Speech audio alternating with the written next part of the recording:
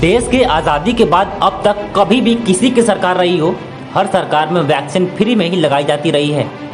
इस देश की स्थितियां ही ऐसी हैं कि यदि फ्री में वैक्सीन लगाने के लिए सरकार को पूरा जोर आजमाइश करना होता है तो पैसे लेकर वैक्सीन लगवाया जाना संभव ही नहीं। बात चाहे चेचक की वैक्सीन की हो या फिर दुनिया की सबसे महंगी पल्स पोलियो की वैक्सीन की, ये सारी वैक्सीनें फ्री में ही लगाई गई हैं। मनमोहन सरकार में एक ही दिन में दुनिया में सबसे अधिक पोलियो वैक्सीन लगाने का रिकॉर्ड बनाया गया था। यह अलग बात है कि मनमोहन की सरकार ने इसे अपनी जिम्मेदारी समझा और इसका कोई भी प्रचार प्रसार नहीं किया था। मौजूदा मोदी सरकार ने कोरोना वैक्सीन लगाया तो इसे अपने जिम्मेदारी को बखूबी निभाने की बात करने के बजाय इसे जनता पर एहसान करने का एहसास कराया जा रहा है। पूर्व प्रधानमंत्री डॉक्टर मनमोहन सिंह के कार्यकाल में फरवरी 2012 में एक दिन में एक साथ 17 करोड़ पोलियो वैक्सीन लगवाए गए थे। ये अपने आप में ही संभवतः विश्व रिकॉर्ड था।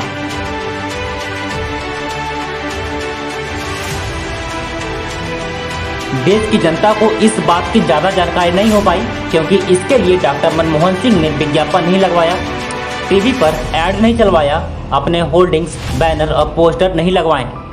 डॉक्टर मनमोहन सिंह का कहना था कि जब तक बात लोगों के जान माल और स्वास्थ्य से जुड़ी हुई हो तो विज्ञापन की बजाय कार्य पर जोर होना चाहिए। उन्होंने उस वक्त कहा था कि विज्ञापन अपनी जगह है लेकिन देश का पोलियो मुक्त होना ज़्यादा सुकून देता है।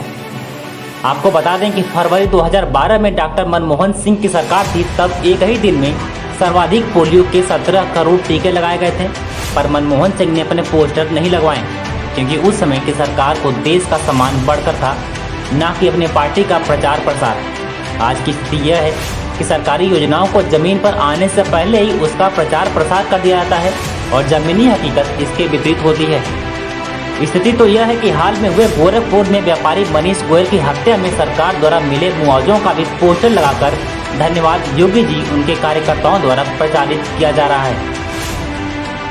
आज मोदी सरकार द्वारा प्रचारित किया जा रहा है कि भारत दुनिया का पहला ऐसा देश बन गया है जिसने अपने नागरिकों को कोरोना रोधी टीके की 100 करोड़ से ज़्यादा डोज लगाई है।